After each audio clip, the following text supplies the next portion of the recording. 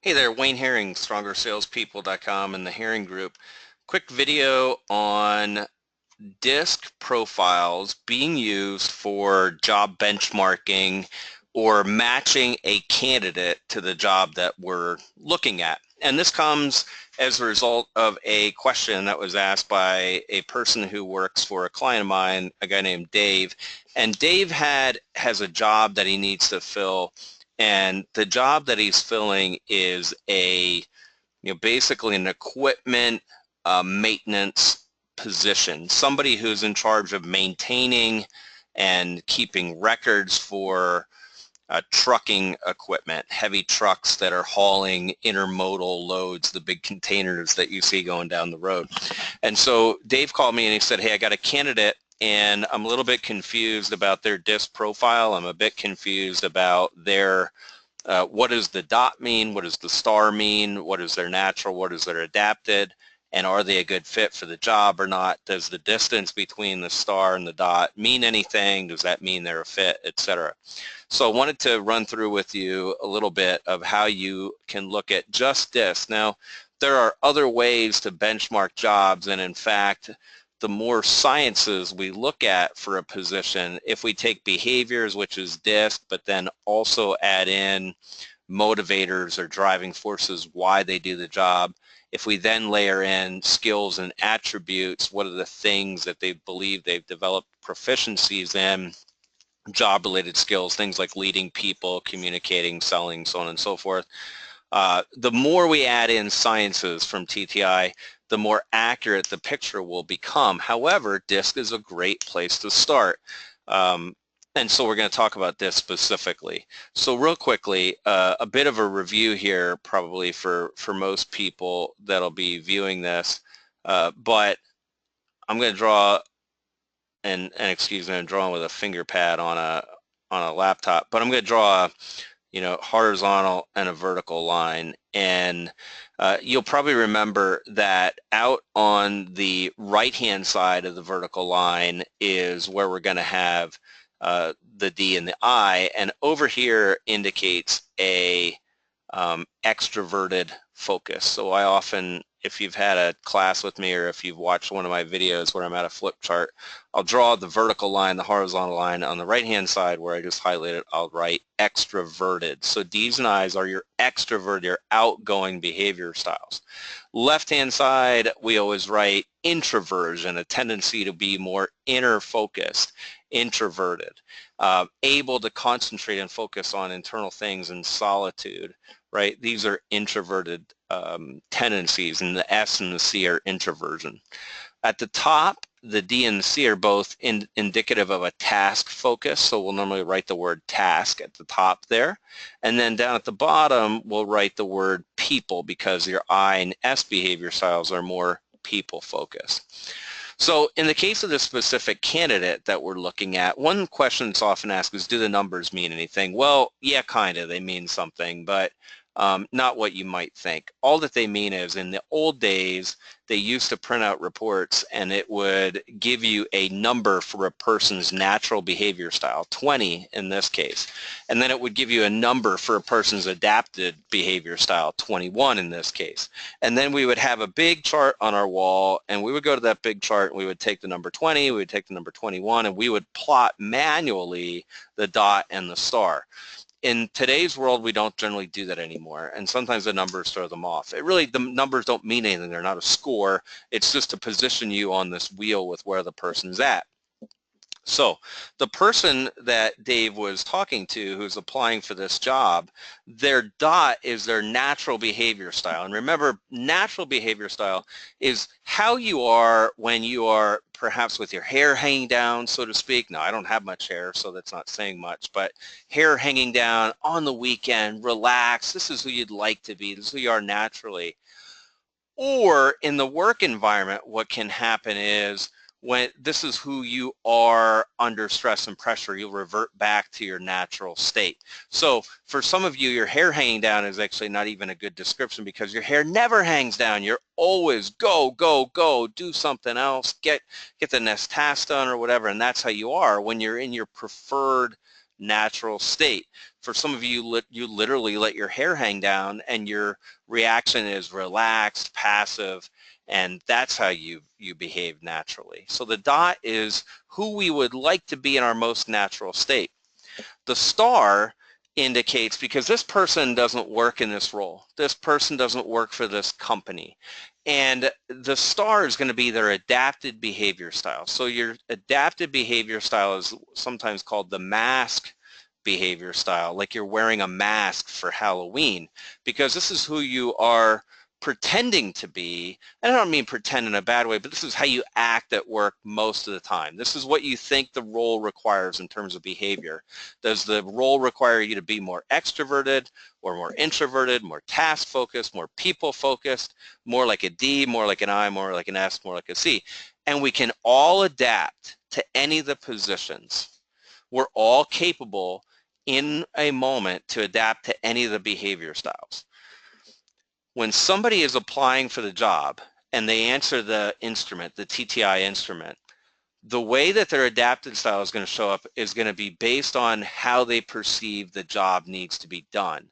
The star will be their understanding of what's going to happen in the job. Now, quite frankly, they may not know very well what is required of the job. They just have perceptions.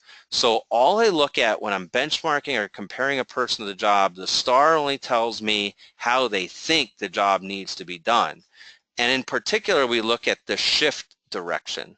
So in this case, I have somebody who has shifted slightly from the dot up to the star, but not very much. That tells me that they think the job requires them to be even more C, more compliant, more attentive to detail, more analytical, to use the word on the perimeter there, than they even are naturally. So if that fits, hey, that's great. But here's the important thing we're looking for, is does their natural behavior style, the dot, is that representative, and how closely does it resemble the behavior that they're going to have to be using most of the time in the job? So most of the time, are they going to be like a coordinator? Most of the time, are they going to be allowed to be more introverted, meaning not, out there, not projecting energy out to other people like I'm actually doing right now. I'm projecting energy out to all of you.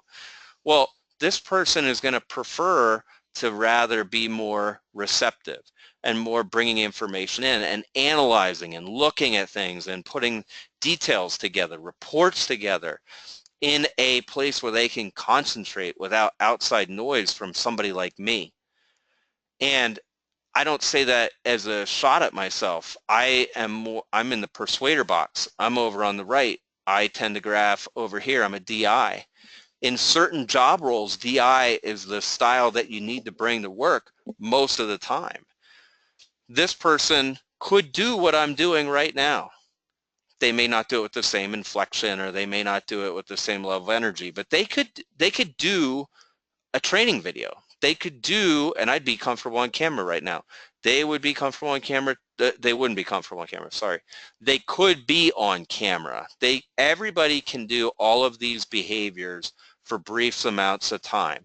But what we're looking for is somebody whose natural disc style most closely resembles what you have to do most of the time in the job. Because we all know if you're in a job and you're doing what you love to do and you're behaving the way that comes natural to you, it's going to be easier. There's going to be less stress and less pressure. So that's the difference. Natural is the dot. Star, when it's an applicant, is what they perceive they're going to be doing in the job. Quickly, as a sidebar, if you have a current employee who's been with you for a long time and they should know what the job requires, the star is going to be how they think the job needs to be done. And if they have a good understanding of the job, let's say they're in a role that is like fire chief. So if you have this person and they're in the job fire chief, which is probably more like out here in conductor, that's where the star should be if they were to do it, because they should understand the job role because they've been in it for a while. And here's the thing, if you're in a job role where there's a big separation between your dot and your star, and if you really understand the job because you've been doing it for a while, that means you're going to be stressed most of the time. That means you're going to be drained rather than energized most of the time. And that's not what we want. Again, because this person is just applying for the job and new, their star isn't really as important because they may not know the job fully. What's really important when job fitting is the dot, is the natural state. All right, now, second graph. So I asked Dave, I said, Dave, before I debrief whether I think this person is a good fit or not, I need to ask you a few questions about the job and what are the key accountabilities. What kind of work is this person going to be doing day in and day out? How are they going to spend most of their time? Is it going to be out on the road speaking to people, or is it going to be in an office where they're concentrating on details, computer, spreadsheets, things like this? What's the behavior that the job is going to require? I had him answer a few questions, and then what I did is, and actually I may have given a little bit of feedback on the spot, but I said, I'm going to send you a link to do a job report. So this one on the left says job report. I want you to answer the questions in the job report like you were the job in the best way that it could be done. So let the job talk is what we often say. Bill Bonstetter, who is the founder of TTI, said, let the job talk when you're doing a job benchmark. So I want you to think in terms of not you and your personality and your behavior style, not any of the people you've interviewed, but if you could get the ideal perfect person for the job, what would their behavior style be? What would they be doing? What would they be responsible for? Answer this instrument. He did that. When he did it, he came up with the block on the left, the square block. And let me get my highlighter tool rather than the gray pen. So he came up right over there. It actually plotted in the same box as this person is naturally. Now, could he have been a bit influenced by the fact that he did this after he had interviewed a person and quite frankly he liked this person and wanted to hire them? He could have been, but the way that he plotted this is very consistent with the way he described the work on the phone to me. So I think it's a pretty good fit. So that's how we use these graphs. I hope that's helpful. The other thing I will tell you is for this particular position, I'm going to give you one more example of using these tools. For this particular position, what Dave told me is that part of the job is going to be calling people and getting them to submit their paperwork if they haven't. Part of the job is once in a while going to be calling a customer and asking them to pay for damage that was caused by them. And so it's going to be a little bit like collections. It's going to be a little bit like getting other people to keep commitments. That is not S&C type behavior. That is more over on the D side of behavior because it is an extroverted, task-oriented aspect of the job. Extroverted meaning I'm putting my energy out to somebody else. Task, I'm getting them to do what needs to be done. It's a bit more like implementer maybe up in the top or conductor, but it's somewhere in between those two, somewhere between implementer and conductor. It falls up in here somewhere. Now here's the thing with this person. Because the bulk of the time they're doing S&C type tasks, they're going to be satisfied in the job, and this is probably a good fit. But this job is going to require a bit of this outreach, and they can do it. I mean, I don't know them personally. You still have to interview people, and you have to dig into these things. But I believe everybody's capable of every behavior style, so I think they can do this. But this is the point that Dave's going to have to do coaching. He's going to have to do motivating, and he's going to have to do accountability. Coaching, motivating, accountability whenever anybody is shifting from who they naturally are to an aspect of the job that maybe is only done here and there, a little bit, once in a while, but they're going to need some help if you want them to get over there. Do not just let them go and expect that it's going to happen because it won't. They'll fall down, fail, they won't like you for it. So coaching, motivating, accountability, anytime there's an aspect of the job that doesn't come naturally for them. Sometimes you need to look at how the work gets done in your whole place of employment and decide if you really want this position that is naturally very focused on the S&C type behaviors, paperwork, steadiness, same work over and over, mostly listening to people and helping them and providing service is what S&C sounds like, attention to detail spreadsheets, things like I stink at, quite frankly. If the position is mostly that, do you really want them doing the collections piece like just once in a while? And sometimes you do need to have that done by the position, but sometimes that might be a whole position in and of itself, and you can find somebody who really thrives doing that kind of work, and you'd be better off putting them on the job. So I'm not saying that's what our friend Dave here should do. I'm just saying sometimes you need to think about that when you're determining how the work gets done and who does it.